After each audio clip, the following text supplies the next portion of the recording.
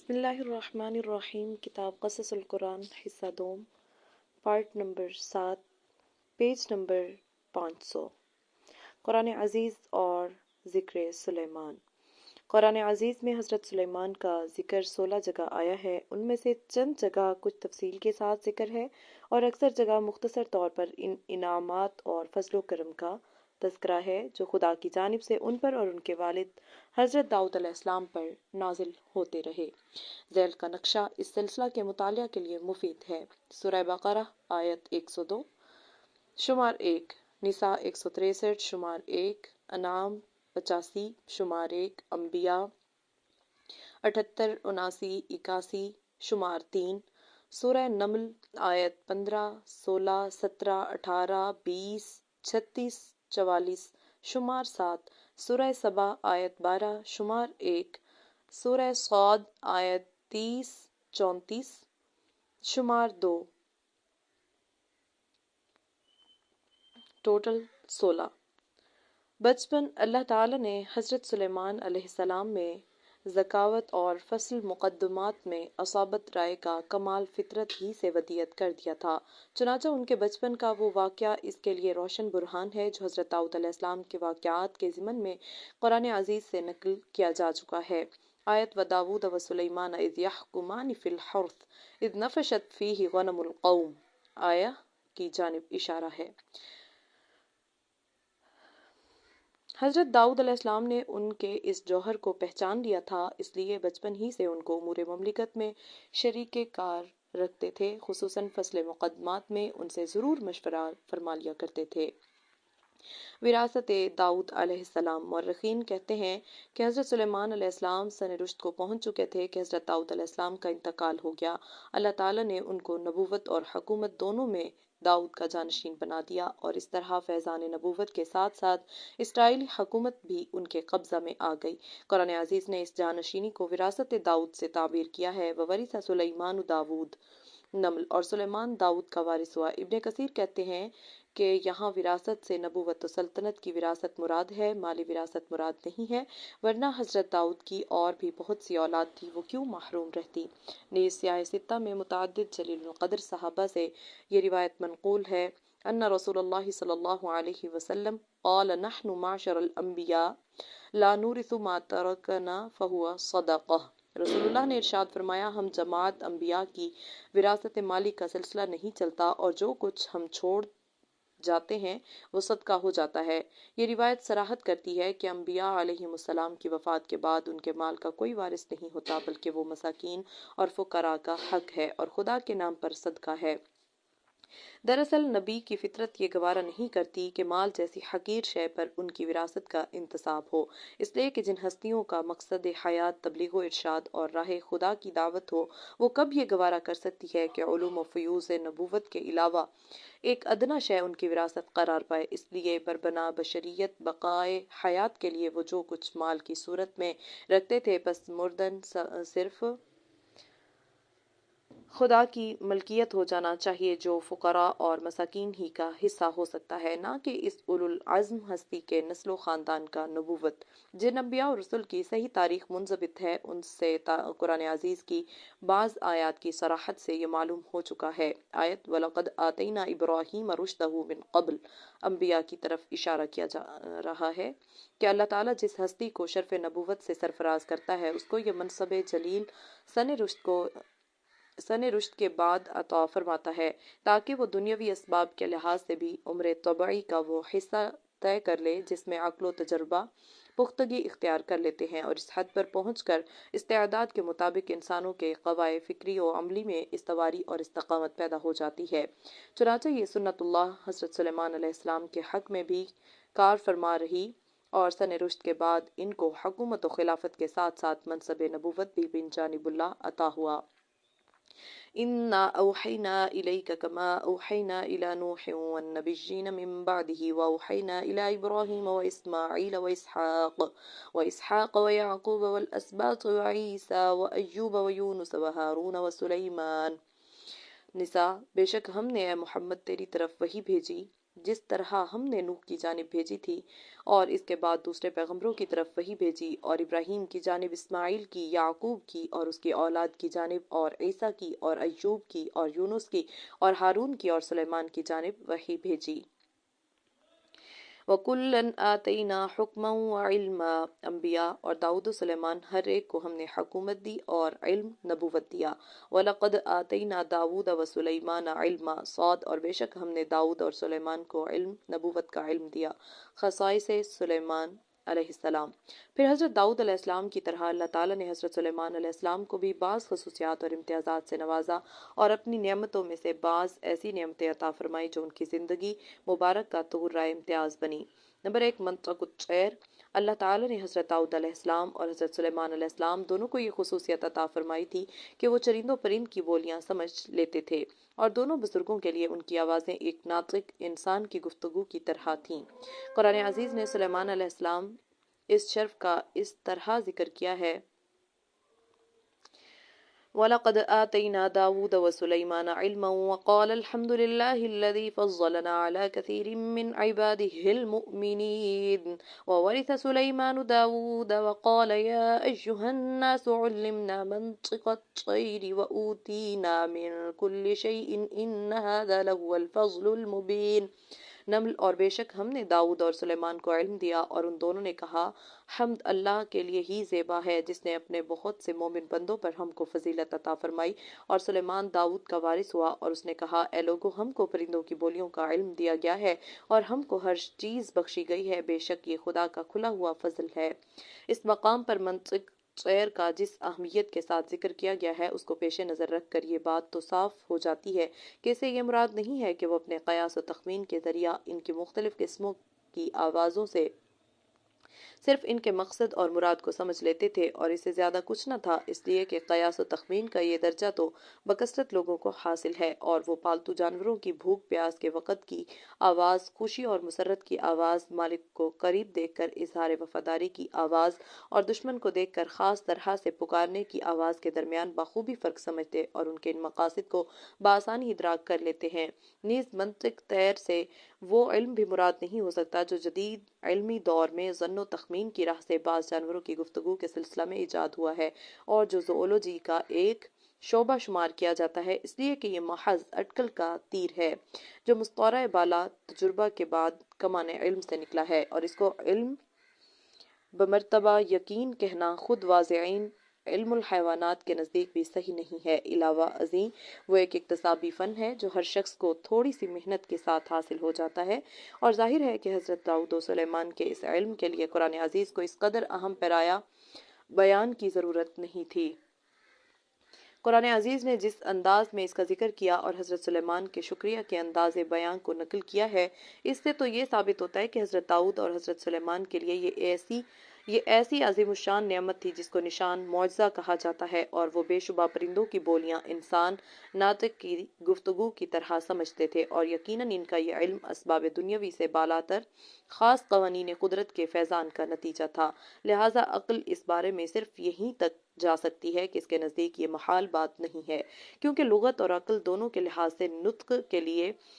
صرف صوت کا ہونا کافی ہے، اور اس کے لیے انسانوں کی طرح کی گویائی ضروری نہیں ہے، اور چرند و پرند کی بولیوں میں صوت اور صوت کا نشیب و فراز دونوں موجود ہیں۔ پس منطق الطیر ایسی بخشش اور موہبت تھی جس کو خدا کا نشان کہنا چاہیے، اور جو انہی جیسی پاک ہستیوں کے لیے مخصوص ہے۔ بیضاوی کے اور ہمارے درمیان منطق الطیر کی تفسیر سے متعلق اس پر تو اتفاق ہے کہ حضرت سلیمان علیہ السلام اور داؤد علیہ السلام حیوانات کی بولیاں جس طریقے سے یقینی طور پر سمجھ لیا کرتے تھے، وہ عام علمی تدوین سے جدا اللہ تعالیٰ کی جانب سے ان کو بطور نشان کے عطا ہوا تھا۔ البتہ اس کی تفصیل میں یہ فرق ہے کہ قاضی بیضاوی کے نزدیک حیوانات کی بولیاں مختلف کیفیات کی صورت میں تخیل کی مدد سے سمجھی جاتی ہیں، اور اس کا یقینی درجہ کسب کے ذریعے سے نہیں بلکہ موہبت الہی سے حاصل ہوتا ہے، جو حضرت داؤد علیہ السلام و سلیمان علیہ السلام کو حاصل تھا، اور ہمارے نزدیک دونوں اولو العزم پیغمبر ان کی بولیاں اس طرح سنتے تھے جس طرح انسان کی گفتگو، خواہ اس لیے کہ یہ صرف معجزہ تھا جو ان کے ہاتھ پر دکھلایا گیا، اور عام طور پر ان کی بولیاں محض کیفیات صوتی سے پہچانی جاتی ہیں۔ اور علماء علم الحیوانات کہتے ہیں کہ ٹیلی گراف کی صوتی حرکات کی طرح جانوروں کی بولیاں بھی باہم بولی اور سمجھی جاتی ہیں، اور ان میں آواز کے زیر و بم کو بھی دخل ہے، اور مکرر سہ کرر ادا کو بھی، بلکہ کہنا یوں چاہیے کہ تار کے گر کے ایجاد کا تخیل حیوانوں کی آواز سے ہی ماخوذ ہے۔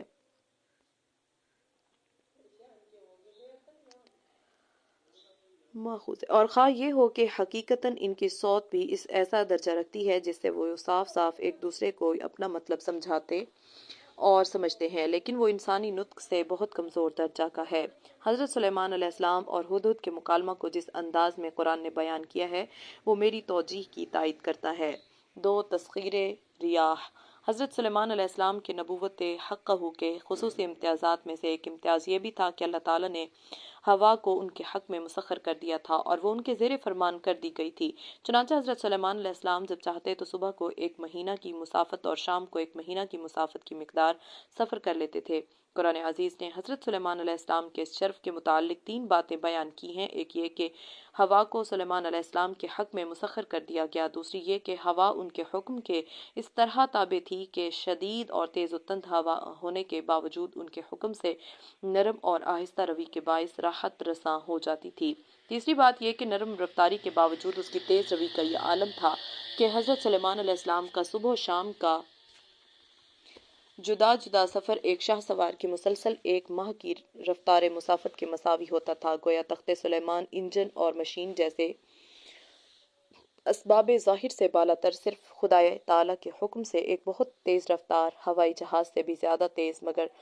سبک روی کے ساتھ ہوا کے کاندھے پر اڑا چلا جاتا تھا۔ ایک فطرت پرست انسان کی نگاہ میں یہ بات بہت کھٹکتی ہے، مگر ہم یہ سمجھنے سے قاصر ہیں کہ جبکہ عقل و فکر کے نزدیک یہ مسلمات میں سے ہے کہ انسان کے قوائے فکری و عملی کے درمیان اس درجہ تفاوت ہے کہ ایک شخص جس شے کو اپنی عقل سے کرتا اور اس کا کرنا آسان سمجھتا ہے، دوسرا شخص اسی شے کو ناممکن اور محال تصدیق کرتا ہے۔ تو اسی اصول پر ان کو یہ تسلیم کرنے میں کیوں انکار ہے کہ اللہ تعالیٰ نے جس طرح عام قوانین قدرت کے پیش نظر کائنات کی اشیاء کو اسباب کے ساتھ وابستہ کر دیا، اسی طرح اس کے کچھ خاص قوانین قدرت اور نوامیس فطرت بھی ہیں جو ایسے امور کے لیے مخصوص ہیں جیسا کہ امر زیر بحث ہے، اور نفوس قدسیہ انبیاء علیہم السلام کو ان کا اسی طرح یقینی علم حاصل ہوتا ہے جس طرح اسباب کے ذریعہ مسببات کے وجود کا علم عام عقلاء کو حاصل ہے اور موجودہ دنیاوی علوم کی دسترس اس علم تک نہیں ہے۔ لہٰذا جب ایسے امور کے وقوع کی اطلاع علم الیقین وحی الہی کے ذریعہ حاصل ہوتی ہے تو محض ظن و تخمین عقل کے استبعاد کی وجہ سے ایک حقیقت ثابتہ کا کیسے انکار کیا جا سکتا ہے؟ اور اگر ہم کو ایک شے کا علم نہیں ہے تو یہ کیسے لازم آ جاتا ہے کہ وہ شے حقیقتاً بھی موجود نہیں ہے؟ لہٰذا زیادہ مستقیم یہ ہے کہ واقعہ تسخیر ریاح اور مسافت رفتار کو بغیر کسی تاویل کے صحیح تسلیم کیا جائے، البتہ اس مقام پر تحت سلیمان اور حضرت سلیمان کے صبح شام سفر کے متعلق جو تفصیلات سیرت کی کتابوں اور تفسیروں میں منقول ہیں وہ سب اسرائیلیات کا ذخیرہ ہیں اور لا طائل تفصیلات ہیں، اور تعجب ہے کہ ابن کثیر جیسے محقق کے اس جگہ وہ بھی ان روایات کو اس طرح نقل فرما رہے ہیں گویا ان کے نزدیک وہ مسلمات میں سے ہیں، حالانکہ تاریخی اعتبار سے ان پر بہت سے صحیح اشکالات وارد ہوتے ہیں۔ قرآن عزیز نے تو اس کے متعلق صرف اس قدر بیان کیا ہے وَلِسُلَيْمَانَ الرِّيحَ عَاصِفَةً تَجْرِي بِأَمْرِهِ إِلَى الْأَرْضِ الَّتِي بَارَكْنَا فِيهَا وَكُنَّا بِكُلِّ شَيْءٍ عَالِمِينَ، انبیاء اور مسخر کر دیا سلیمان کے لیے تیز و تند ہوا کو کہ اس کے حکم سے زمین پر چلتی تھی جس کو ہم نے برکت دی تھی اور ہم ہر شے کے جاننے والے ہیں۔ وَلِسُلَيْمَانَ الرِّيحَ غُدُوُّهَا شَهْرٌ وَرَوَاحُهَا شَهْرٌ، صبا اور سلیمان کے لیے مسخر کر دیا ہوا کو کہ صبح کو 1 مہینہ کی مسافت طے کراتی اور شام کو 1 مہینہ کی مسافت۔ فَسَخَّرْنَا لَهُ الرِّيحَ تَجْرِي بِأَمْرِهِ رُخَاءً حَيْثُ أَصَابَ، صاد اور مسخر کر دیا ہم نے اس سلیمان کے لیے ہوا کو کہ چلتی ہے وہ اس کے حکم سے نرمی کے ساتھ جہاں وہ پہنچنا چاہے۔ تسخیر جن و حیوانات۔ حضرت سلیمان علیہ السلام کی حکومت کا ایک بڑا امتیاز جو کائنات میں کسی کو نصیب نہیں ہوا تھا یہ تھا کہ ان کے زیر نگین صرف انسان ہی نہیں تھے بلکہ جن اور حیوانات بھی تابع فرمان تھے، اور یہ سب حضرت سلیمان علیہ السلام کے حاکمانہ اقتدار کے تابع اور زیر حکم تھے۔ بعض ملاحدہ نے انکار معجزہ اور انکار جن کے شوق میں ان جیسے دیگر مقامات کی طرح یہاں بھی عجیب مضحکہ خیز باتیں کہی ہیں۔ کہتے ہیں کہ جن سے مراد ایک ایسی قوم ہے جو اس زمانہ میں بہت قوی ہیکل اور تیو پیکر تھی اور سلیمان کے علاوہ کسی کے قابو میں نہ آتی تھی، اور تسخیر حیوانات کے متعلق کہتے ہیں کہ قرآن میں اس سلسلہ کا ذکر صرف ہدہد سے متعلق ہے، اور یہاں ہدہد پر ند مراد نہیں ہے، ہدہد پرند مراد نہیں ہے، بلکہ ایک شخص کا نام ہدہد تھا جو پانی کی تفتیش پر مقرر تھا، اور زمانہ طویل سے لوگوں میں رسم چلی آتی تھی کہ وہ اپنی اولاد کے نام ان حیوانات کے نام پر رکھتے تھے جن کی وہ پرستش کرتے تھے۔ چنانچہ آج اس کو ایک مستقل علم کی حیثیت دے دی گئی ہے جو ٹوٹیزم کے نام سے موسوم ہے۔ اس قسم کی رقیق تعویل کرنے والے یا تو جذبہ الحاد میں قصداً تحریف کے لیے جرأت بے جا کے مرتکب ہوتے ہیں، یا قرآن عزیز کی تعلیم سے ناآشنا ہونے کے باوجود دعویٰ پہ دلیل پر اصرار کرتے ہیں۔ قرآن عزیز نے جن کے متعلق جگہ جگہ بصراحت یہ اعلان کیا ہے کہ وہ بھی انسانوں سے جدا خدا کی ایک مخلوق ہے، چنانچہ ہم تفصیل کے ساتھ قصص القرآن جلد اول میں اس پر بحث کر رہے ہیں، اور یہاں صرف ایک آیت پر اکتفا کرتے ہیں جو اس بارے میں قول فیصل کا حکم رکھتی ہے، وَمَا خَلَقْتُ الْجِنَّ وَالْإِنسَ إِلَّا لِيَعْبُدُونَ، اور ہم نے جن اور انسان کو صرف اس لیے پیدا کیا ہے کہ وہ خدا کے اطاعت گزار ثابت ہوں۔ اس آیت میں جن کو انسان سے جدا مخلوق ظاہر کر کے دونوں کو تخلیق کی حکمت بیان کی گئی ہے، لہٰذا اس آیت کو پیش نظر رکھنے کے بعد یہ کہنا کہ جن انسانوں ہی میں سے ایک قوی ہیکل قوم کا نام ہے، جہالت ہے، علم نہیں ہے۔ اسی طرح جبکہ ہدہد کے واقعہ میں قرآن عزیز نے صاف صاف اس کو پرند کہا ہے تو کسی کو کیا حق ہے کہ اس کے خلاف لچر تعویل کی پناہ لے۔ قرآن عزیز میں ہے وَتَفَقَّدَ الطَّيْرَ فَقَالَ مَا لِي لَا أَرَى الْهُدْهُدَ أَمْ كَانَ مِنَ الْغَائِبِينَ نمل، اور سلیمان نے پرندوں کا جائزہ لیا تو کہا یہ کیا بات ہے کہ میں ہدہد کو نہیں دیکھتا، کیا وہ غائب ہے؟ غیر سلیمان کو اللہ تعالیٰ نے یہ بے مثل شرف عطا فرمایا کہ ان کی حکومت انسانوں کے علاوہ جن، حیوانات اور ہوا پر بھی تھی، اور یہ سب بحکم خدا ان کے حکم کے تابع اور مطیع تھے، اور یہ سب کچھ اس لیے ہوا کہ حضرت سلیمان علیہ السلام نے ایک مرتبہ درگاہ الہی میں یہ دعا کی، رب اغفر لی وہب لی ملک لا ینبغی لأحد من بعدی انک انت الوہاب صاد، اے پروردگار مجھ کو بخش دے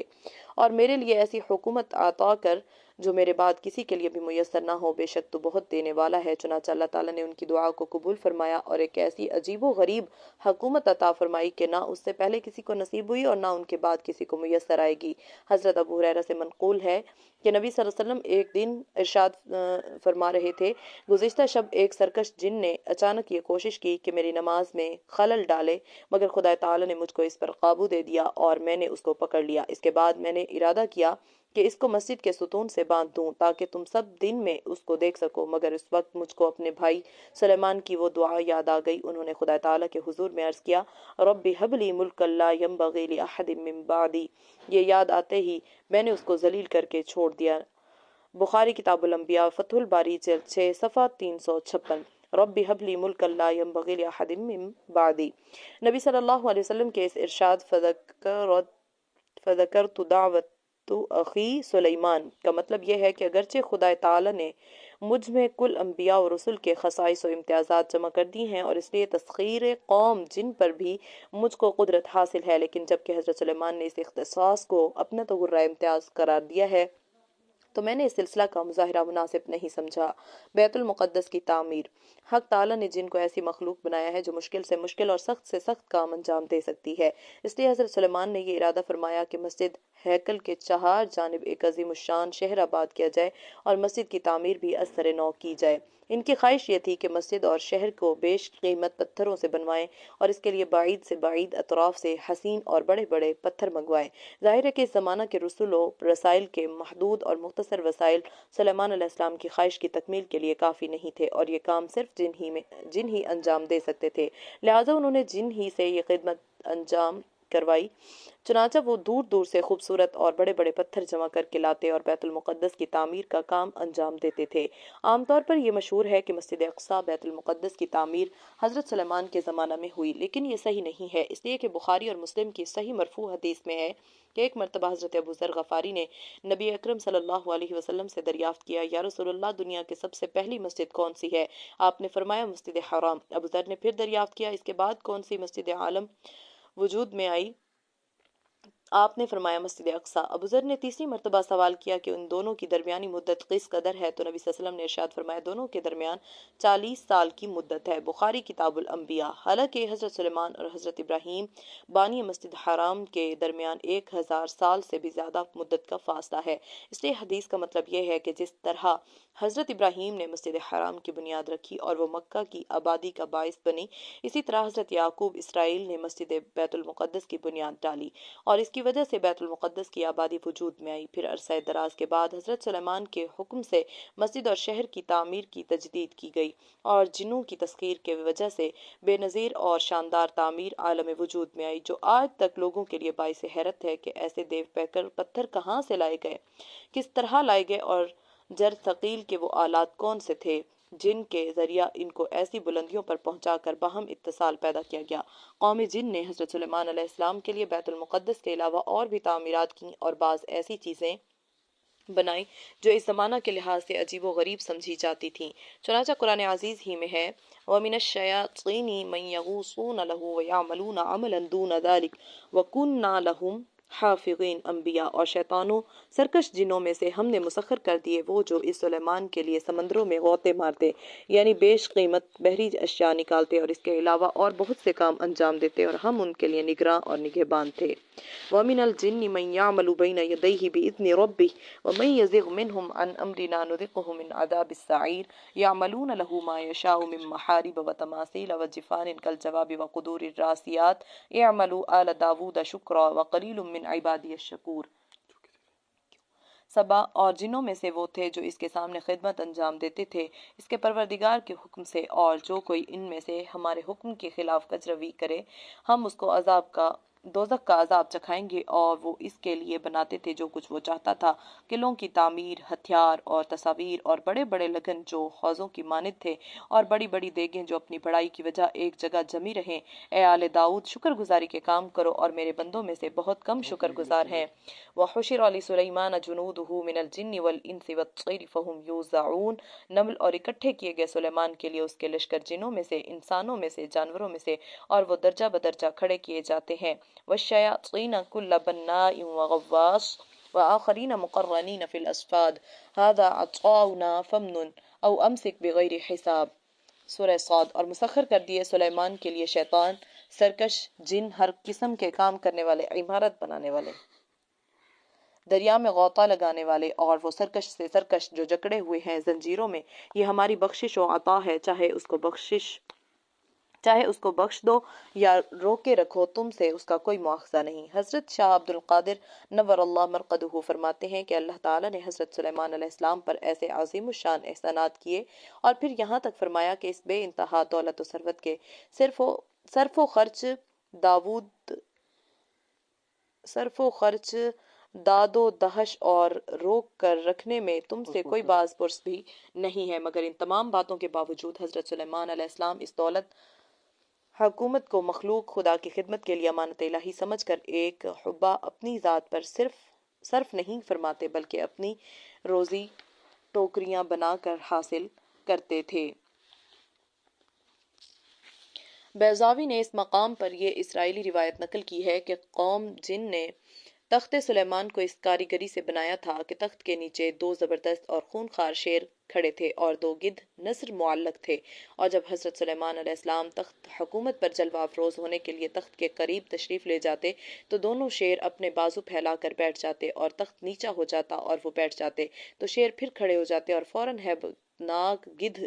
اپنے پروں کو پھیلا کر سر مبارک پر سایہ فگن ہو جاتے تھے۔ اسی طرح انہوں نے پتھر سے بڑی اور بھاری دیگیں بنائی تھیں جو چولہوں پر قائم تھیں اور اپنی ضخامت کی وجہ سے حرکت میں نہیں آتی تھیں، اور بڑے بڑے حوض پتھر تراش کر بنائے تھے، اور شہر بیت المقدس اور ہیکل مسجد اقصی اور ان سب اشیاء کی تعمیر اور کاریگری میں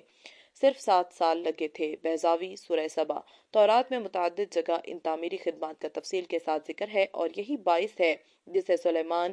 بادشاہ نے لوگوں کی بیگار لی کہ خداوند کا گھر، مسجد اور شہر یروشلم اور اپنا قصر سلیمان اور شہر ملو اور یروشلم کی شہر پناہ اور شہر حاصور اور مجدد اور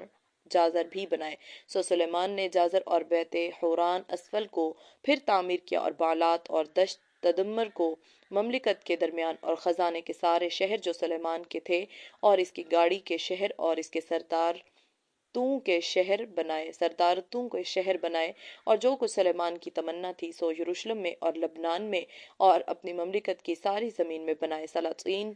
1 باب 9 آیات 22-15۔ اسی طرح تورات میں پتھر کے عظیم الشان حوض، بڑی اور بھاری دیگیں اور تصویروں نے اور ان کے بنانے کے لیے بیش قیمت پتھروں کے متعلق طویل فہرست دی گئی ہے۔ سلاطین 1 باب 708۔ 4 تانبے کے چشمے۔ حضرت سلیمان علیہ السلام چونکہ عظیم الشان عمارات پر شوکت پرہیبت قلعوں کی تعمیر کے بہت شائق تھے، اور ایسی تعمیرات کے استحکام میں بہت دلچسپی تھی، اس لیے ضرورت تھی کہ گارے اور چونے کے بجائے پگھلی ہوئی دھات گارے کی طرح استعمال کی جائے، لیکن اس قدر کثیر مقدار میں یہ کیسے میسر آئے، یہ سوال تھا جس کا حل حضرت سلیمان علیہ السلام چاہتے تھے۔ چنانچہ اللہ تعالیٰ نے حضرت سلیمان علیہ السلام کی اس مشکل کو اس طرح حل کر دیا کہ ان کو پگھلے ہوئے تانبے کے چشمے مرحمت فرما دیے۔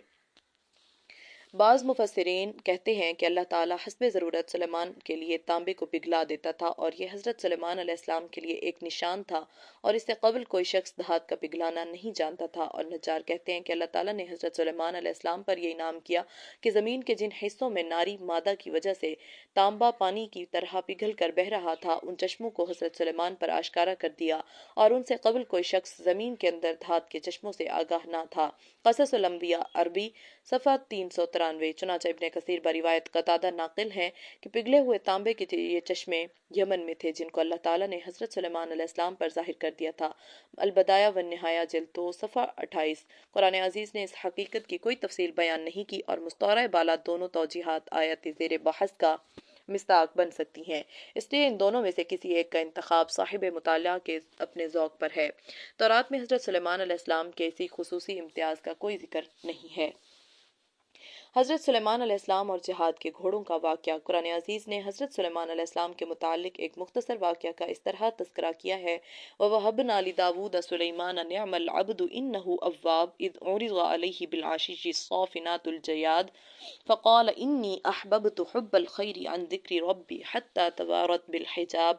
رُدُّوهَا عَلَيَّ فَطَفِقَ مَسْحًا بِالسُّوقِ وَالْأَعْنَاقِ۔ صاد اور ہم نے داؤد کو سلیمان فرزند عطا کیا، وہ اچھا بندہ تھا، بے شک وہ خدا کی جانب بہت رجوع ہونے والا تھا۔ اس کا واقعہ قابل ذکر ہے جب اس کے سامنے شام کے وقت اثقیل اور سبک رو گھوڑے پیش کیے گئے تو وہ کہنے لگا: بے شک میری محبت مال جہاد کے گھوڑوں کی محبت پروردگار کے ذکر ہی میں سے ہے، یہاں تک کہ وہ گھوڑے نظر سے اوجھل ہو گئے۔ حضرت سلیمان نے فرمایا: ان کو واپس لاؤ۔ پھر وہ ان کی پنڈلیاں اور گردنیں چھونے اور تھپ تھپانے لگا۔ ان آیات کی تفسیر میں صحابہ سے 3 قول منقول ہیں: 1 حضرت علی ابن ابی طالب سے، 2 حضرت عبداللہ ابن عباس سے، ان میں سے ایک حضرت حسن بصری کی سند سے مذکور ہے اور دوسرا علی ابن ابی طلحہ کی سند سے۔ ایک حضرت علی کی تفسیر کے مطابق واقعہ کی حقیقت اس طرح ہے کہ حضرت سلیمان کو ایک مرتبہ جہاد کی مہم پیش آئی اور انہوں نے حکم دیا کہ اسطبل سے گھوڑوں کو لایا جائے۔ گھوڑے پیش ہوئے تو ان کی دیکھ بھال میں عصر کی نماز کا وقت جاتا رہا اور سورج غروب ہو گیا۔ حضرت سلیمان علیہ السلام کو جب تنبہ ہوا تو فرمایا: مجھے یہ اعتراف ہے کہ مال کی محبت یاد خدا پر غالب آ گئی، اور اس غم و غصہ میں گھوڑوں کو واپس منگایا اور یاد خدا کی محبت کے جوش میں ان سب کو ذبح کر ڈالا کہ وہی اس غفلت کا باعث بنے تھے۔ اس تفسیر کے مطابق آیت احببت حب الخیر عن ذکر ربی کے معنی یہ ہوئے کہ بے شک میں اپنے پروردگار کے ذکر سے غافل ہو کر مال کی محبت میں لگ گیا، اور آیت حتی توارت بالحجاب میں تورات کی ضمیر آفتاب کی جانب راجع ہے جو عبارت میں محذوف ہے، یعنی توارت الشمس بالحجاب، اور آیت طفقہ مسحم بالسوق والاعناق، قرآن عزیز میں مسح کے معنی ضرب کے ہیں، یعنی ان کی کونچیں اور گردنیں کاٹ ڈالیں۔ ابن کثیر نے اسی قول کو اختیار کیا ہے اور کہا ہے کہ اکثر سلف کی بھی یہ رائے ہے،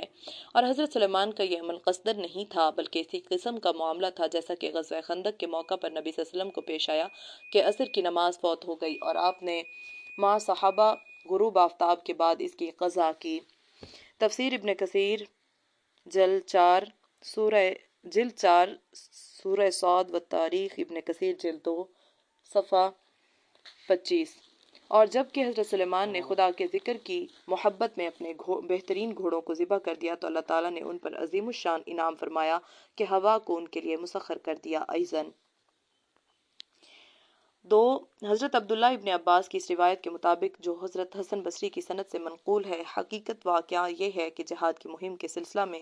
جب حضرت سلیمان نے گھوڑوں کو حاضر کرنے کا حکم دیا اور وہ پیش کیے گئے اور پھر وہ تمام صورت پیش آئی جو پہلی تفسیر میں ذکر ہو چکی، تو حضرت سلیمان علیہ السلام نے واپس منگا کر گھوڑوں کی پنڈلیوں اور گردنوں پر ہلکے ہلکے مارا اور فرمایا کہ آئندہ تم ذکر اللہ سے غافل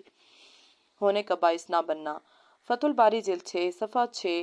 376۔ گویا اس روایت کے پیش نظر مسح کے معنی آہستہ آہستہ ماننے کے ہوئے، اور مطلب یہ ہوا کہ اگرچہ جہاد کی مصروفیت ہی کی بنا پر غفلت کا یہ معاملہ پیش آیا، تاہم حضرت سلیمان نے بظاہر اسباب گھوڑوں کو اس کا باعث سمجھ کر ان کے ساتھ ایسا معاملہ کیا جس سے فی الجملہ رنج کا اظہار بھی ثابت ہوتا ہے، اور یہ بھی معلوم ہوتا ہے کہ وہ حیوان سمجھ کر ان کو اپنے غیظ و غضب کا شکار نہیں بنانا چاہتے بلکہ فی الجملہ اظہار رنج کرنا چاہتے ہیں۔